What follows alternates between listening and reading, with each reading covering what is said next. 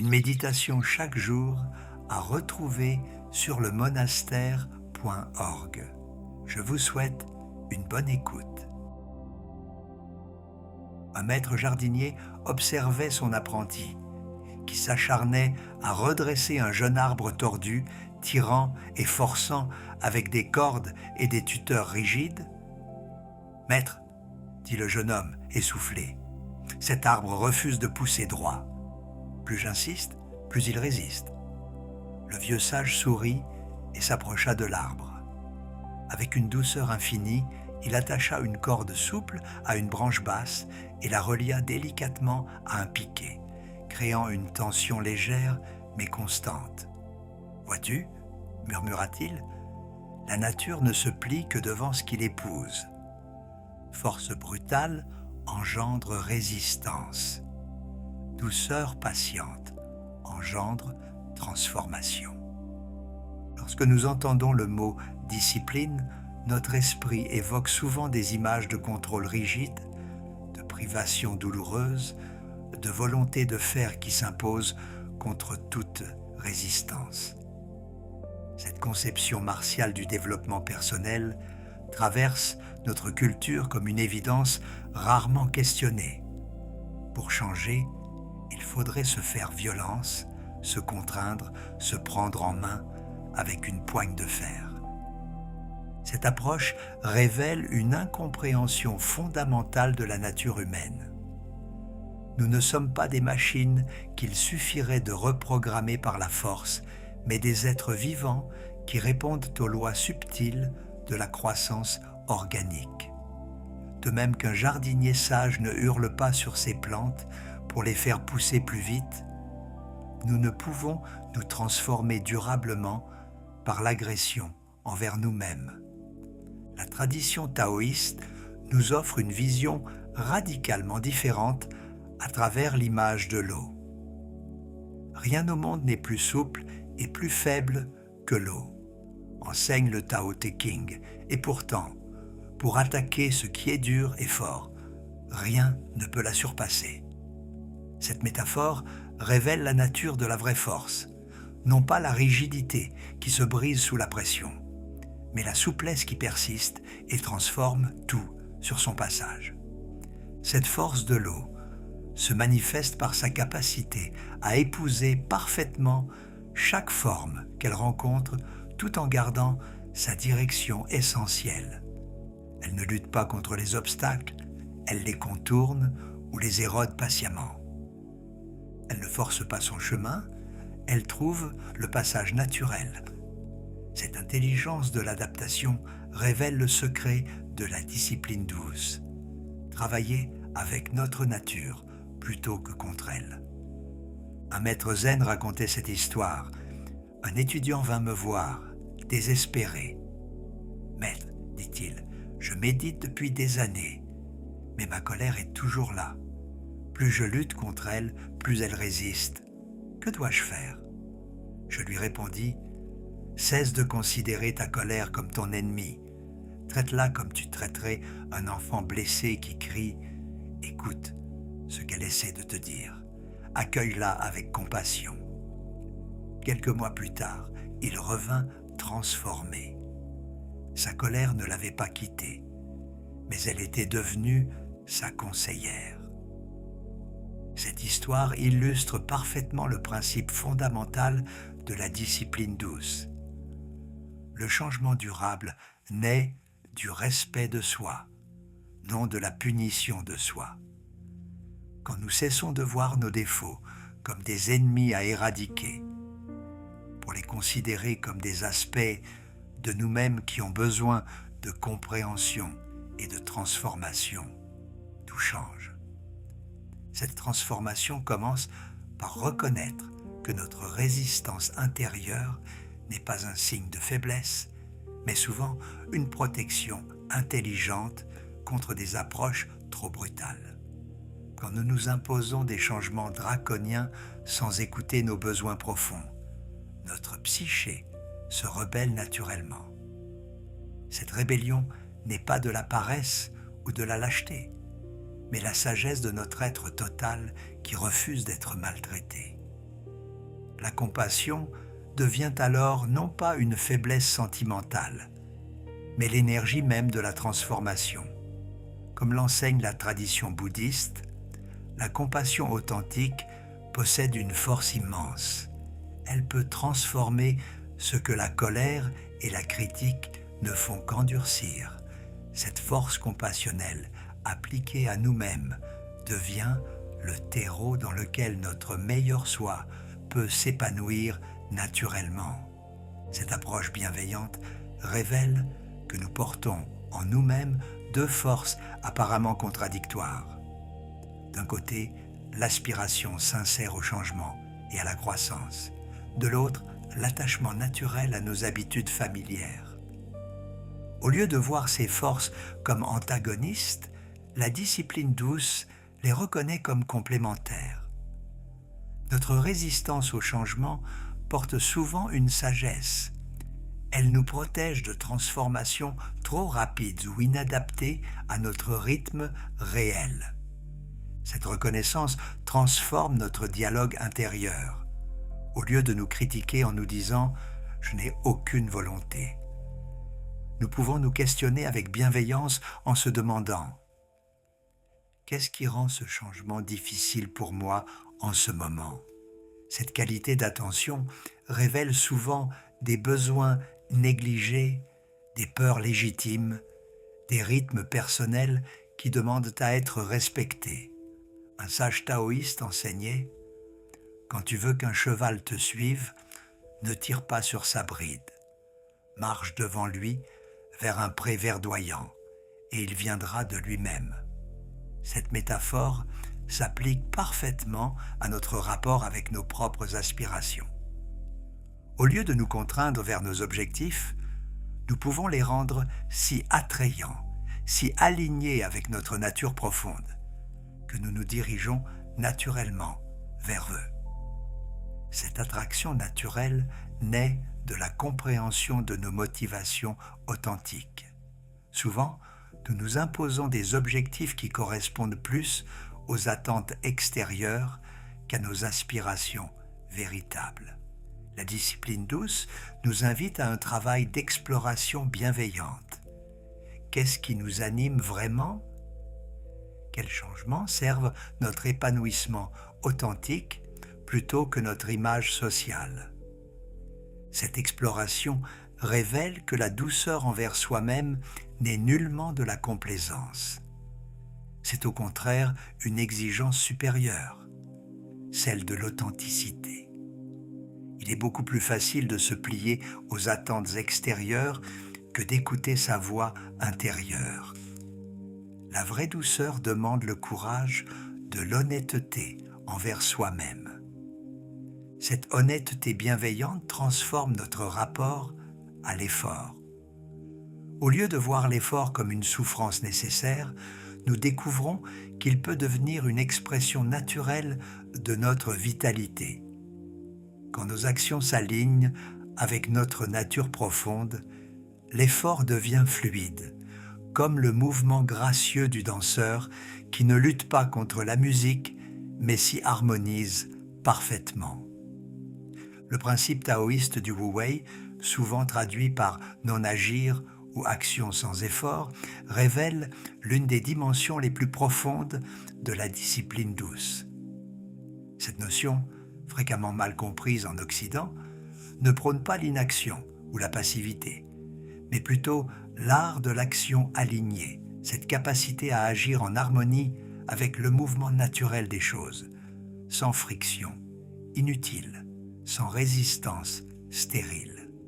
Imaginez un kayakiste expérimenté naviguant sur une rivière tumultueuse.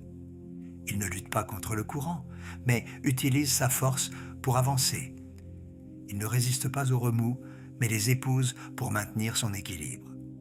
Son effort est intense, mais jamais crispé, déterminé, mais jamais rigide. Cette image capture l'essence du Wu Wei appliqué à la discipline personnelle. Agir avec détermination, mais sans tension. Persévérer sans se forcer. Cette qualité d'action transforme radicalement notre expérience de l'effort. Dans la discipline traditionnelle, nous nous épuisons souvent dans une lutte contre nous-mêmes, notre paresse, nos résistances, nos habitudes. Cette bataille intérieure consomme une énergie considérable avant même que nous ayons commencé l'action proprement dite. Le Wu Wei nous enseigne à éliminer cette friction interne pour canaliser toute notre énergie vers l'objectif. Un maître d'arts martiaux expliquait à ses élèves: quand vous frappez avec colère, la moitié de votre force se perd dans la tension de vos muscles. Quand vous frappez avec sérénité, toute votre puissance se concentre dans le mouvement. Cette vérité s'applique parfaitement à nos objectifs personnels. Quand nous agissons avec anxiété, autocritique et précipitation, nous gaspillons une énergie précieuse. Quand nous agissons avec présence et bienveillance envers nous-mêmes, notre efficacité se démultiplie. Cette efficacité du Wu Wei se manifeste d'abord par notre capacité à identifier le prochain pas léger. Au lieu de nous projeter vers des objectifs monumentaux qui nous paralysent par leur ampleur, nous apprenons à percevoir la plus petite action possible qui nous rapproche de notre intention. Cette approche par micro-pas élimine la résistance que génèrent les changements trop ambitieux. Prenons l'exemple de quelqu'un qui souhaite développer une pratique de méditation. L'approche conventionnelle consisterait à s'imposer immédiatement 20 ou 30 minutes quotidiennes, générant souvent échec et culpabilité. Le Wu Wei suggère plutôt de commencer par 3 respirations conscientes chaque matin. Cette simplicité désarme la résistance et crée un élan naturel vers plus. Cette stratégie du micro-engagement révèle une vérité profonde sur la nature du changement. Il procède rarement par révolution spectaculaire, mais par accumulation de transformations subtiles. Comme l'eau qui creuse la roche goutte après goutte, nos petits gestes quotidiens façonnent progressivement notre être. Cette compréhension libère de l'impatience et de la frustration qui accompagnent souvent nos efforts de développement personnel. Le Wu Wei nous enseigne également l'art du lâcher-prise au cœur de l'action. Cette capacité paradoxale consiste à maintenir notre direction tout en restant ouvert aux ajustements nécessaires. Comme le navigateur qui garde le cap tout en adaptant constamment sa voilure au vent changeant, nous apprenons à persévérer avec souplesse. Cette souplesse dans la persévérance transforme notre rapport aux obstacles. Au lieu de les voir comme des échecs de notre méthode, nous les reconnaissons comme des informations précieuses sur les ajustements nécessaires. Un projet qui stagne nous invite peut-être à reconsidérer notre approche. Une habitude qui résiste nous signale peut-être un besoin non satisfait, qu'il faut d'abord honorer. Cette écoute attentive de la résistance révèle la dimension la plus subtile du Wu Wei, la capacité à distinguer les résistances utiles des résistances destructrices. Parfois, notre résistance nous protège d'une direction inadaptée. Parfois, elle maintient simplement le statu quo par habitude. La sagesse consiste à développer le discernement qui nous permet de faire cette distinction. Un conte taoïste raconte l'histoire d'un fermier dont le champ était traversé par un ruisseau capricieux qui changeait souvent de cours. Au lieu de construire des barrages rigides qui cassaient à chaque crue, il apprit à façonner des berges souples qui guidaient l'eau sans la contraindre. Ainsi, le ruisseau arrosait ses cultures au lieu de les détruire. Cette sagesse hydraulique s'applique parfaitement à nos objectifs personnels. Créer des structures qui guident sans contraindre, qui oriente sans forcer. Ces structures souples se manifestent par notre capacité à créer des environnements qui favorisent naturellement les comportements désirés. Au lieu de compter uniquement sur notre volonté, nous aménageons notre contexte pour qu'il nous soutienne. Cette approche écologique de la discipline reconnaît que nous sommes influencés par notre environnement et utilise cette influence de façon constructive. Cette intelligence contextuelle révèle que le Wu-Wei n'est pas seulement une attitude personnelle, mais une façon d'organiser notre vie qui minimise les frictions inutiles. Quand nos aspirations s'accordent avec notre rythme naturel, quand notre environnement soutient nos objectifs, quand nos actions s'enracinent dans notre nature authentique, la discipline devient fluide. Cette fluidité ne signifie pas facilité constante, mais absence de lutte contre nous-mêmes. Nous pouvons fournir des efforts considérables tout en restant alignés avec notre mouvement naturel. Cette distinction cruciale libère de l'illusion que la transformation doit nécessairement être douloureuse pour être authentique. La discipline douce révèle sa sagesse particulière dans l'art de créer des rituels plutôt que des routines. Cette distinction, apparemment subtile, transforme radicalement notre expérience du développement personnel, alors qu'une routine s'impose comme une obligation externe. Un rituel s'offre comme un moment de retour à soi, un espace sacré dans le quotidien qui nous reconnecte à nos intentions profondes. Les rituels possèdent une qualité particulière qui les distingue des simples habitudes. Ils sont investis de conscience et de sens. Quand nous buvons notre thé du matin en pleine présence, ce geste devient un rituel qui nous ancre dans l'instant et prépare notre esprit à la journée. Quand nous écrivons quelques lignes dans un journal avant de nous coucher, nous créons un pont entre notre expérience vécue et notre compréhension, entre notre agitation diurne et notre paix nocturne. Cette qualité rituelle transforme même les actions les plus simples en occasion de ressourcement.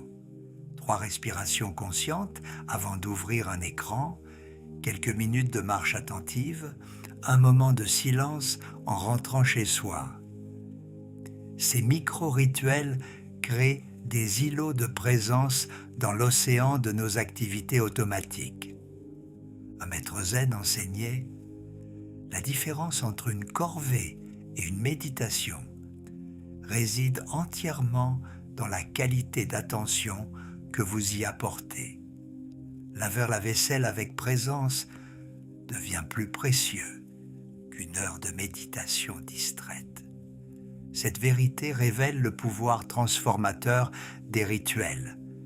Ils ne dépendent pas de conditions particulières, mais de notre capacité à habiter pleinement l'instant. Cette inhabitation pleine de l'instant calme naturellement notre système nerveux. Dans un monde de stimulation constante, ces moments rituels offrent à notre psyché l'espace de respiration dont elle a tant besoin pour se régénérer. Ils créent ce que les neurosciences appellent une réponse de relaxation, qui contrebalance le stress chronique de nos vies modernes. Cette dimension apaisante des rituels révèle leur fonction profonde. Ils ne visent pas d'abord l'efficacité ou la performance, mais la reconnexion avec notre centre. Dans cette reconnexion se trouve paradoxalement la source d'une efficacité plus durable que celle obtenue par la force.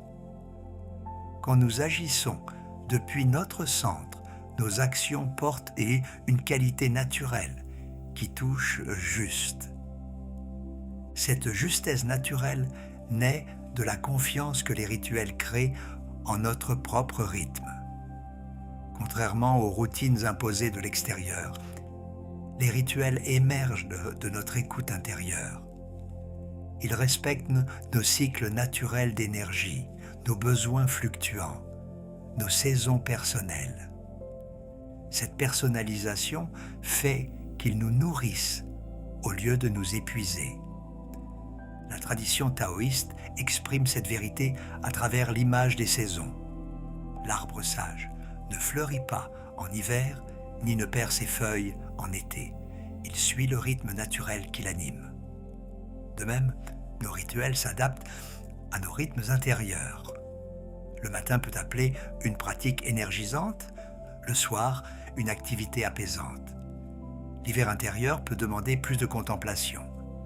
L'été intérieur, plus d'expression créative. Cette adaptation au rythme révèle que les rituels authentiques ne sont pas rigides mais organiques. Ils évoluent avec nous, s'approfondissent avec le temps, se transforment selon nos besoins changeants. Cette fluidité les garde vivants et pertinents, évitant qu'ils ne deviennent des mécanismes vides. Un conte zen raconte l'histoire d'un moine qui avait développé un rituel matinal de contemplation dans son jardin. Quand l'hiver arriva et que les fleurs disparurent, il maintint sa pratique, découvrant la beauté austère des branches nues.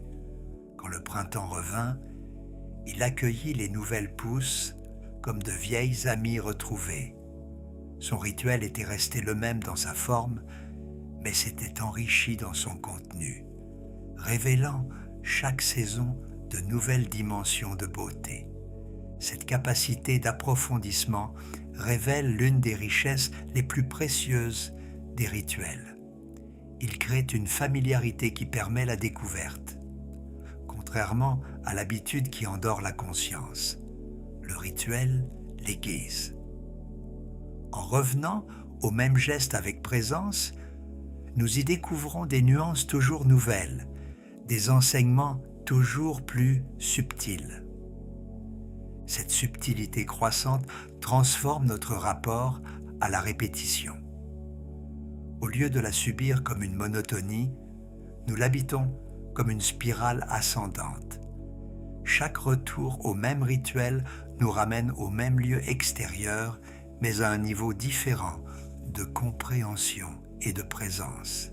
Cette spirale de l'approfondissement révèle que les rituels les plus puissants sont souvent les plus simples. Plutôt que d'accumuler de nombreuses pratiques, nous pouvons approfondir quelques gestes essentiels jusqu'à ce qu'ils deviennent des portes vers notre essence. Cette concentration évite la dispersion qui affaiblit tant d'efforts de développement personnel. La simplicité des rituels authentiques les rend accessibles, même dans les périodes difficiles.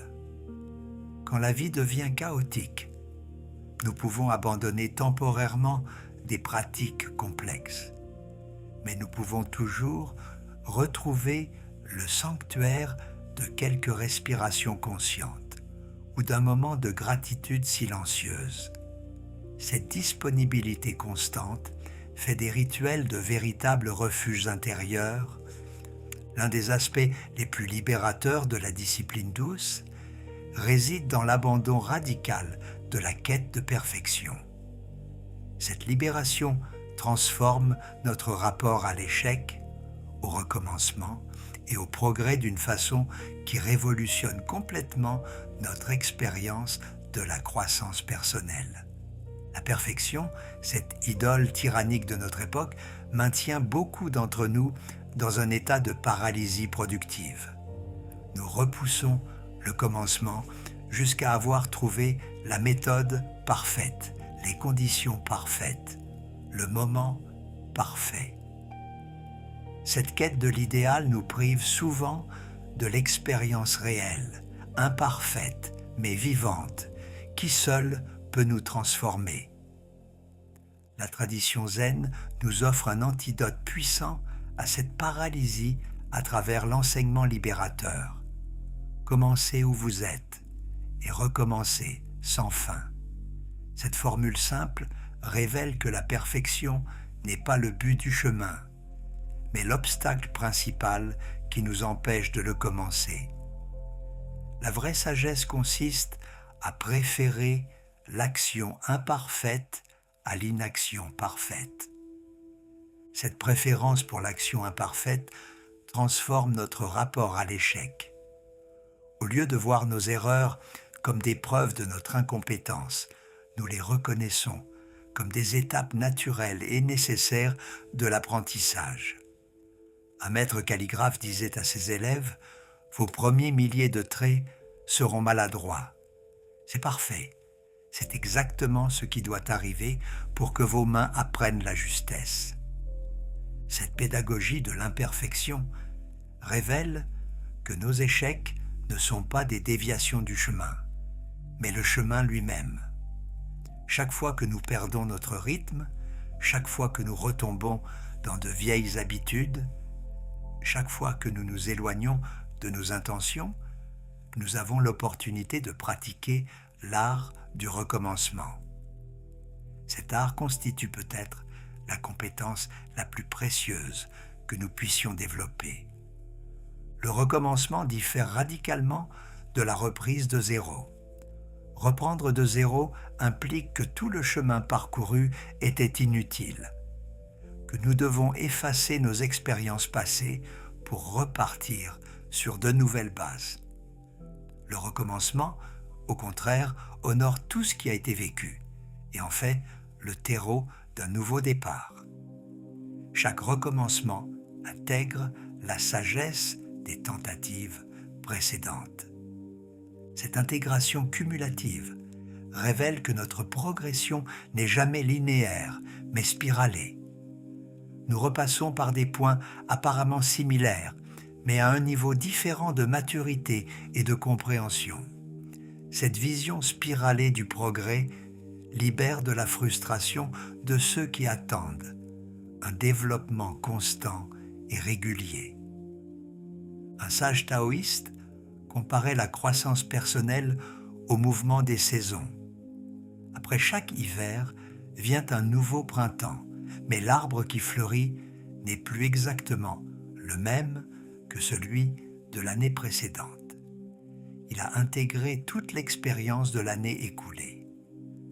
De même, chaque fois que nous revenons à nos intentions après une période d'égarement, nous ne sommes plus tout à fait les mêmes. Nous avons appris quelque chose de notre détour. Cette sagesse du détour transforme notre rapport à ce que nous appelons perdre le fil. Au lieu de dramatiser ces moments de dispersion, nous pouvons les accueillir comme des phases naturelles de notre rythme personnel. Parfois, nous avons besoin de nous éloigner de nos objectifs pour mieux comprendre pourquoi ils nous importent. Parfois, nos déviations nous enseignent des choses essentielles que le chemin direct n'aurait pas révélées. Cette acceptation des cycles transforme la discipline en une danse plutôt qu'en une marche forcée. Comme le danseur qui accepte de parfois perdre le rythme pour mieux le retrouver, nous apprenons que la constance n'est pas la rigidité, mais la loyauté envers notre direction générale. Cette loyauté peut s'accommoder de variations, de pauses, de reprises. Cette flexibilité dans la constance révèle que la discipline douce honore nos rythmes biologiques et psychologiques naturels. Nous ne sommes pas des machines qui fonctionnent de façon identique jour après jour. Nous traversons des périodes d'expansion et de contraction, d'élan et de repos, de clarté et de confusion. La vraie sagesse consiste à adapter notre pratique à ces fluctuations plutôt qu'à leur résister.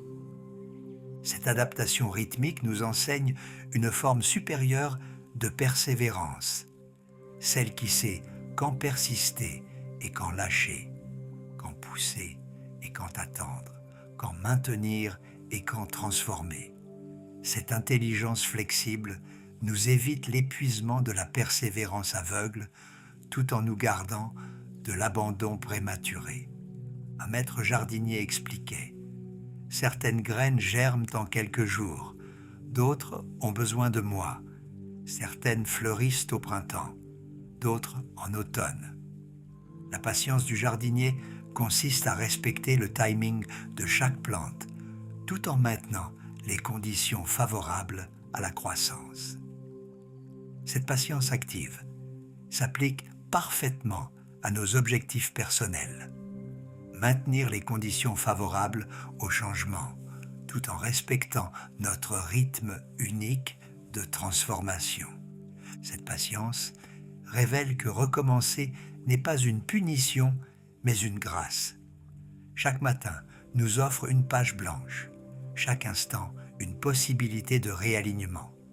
Cette générosité permanente de l'existence nous libère de la prison de nos erreurs passées et nous ouvre l'espace infini du recommencement perpétuel. La dimension la plus révolutionnaire de la discipline douce réside peut-être dans cette transformation fondamentale, passer du contrôle de soi au soin de soi.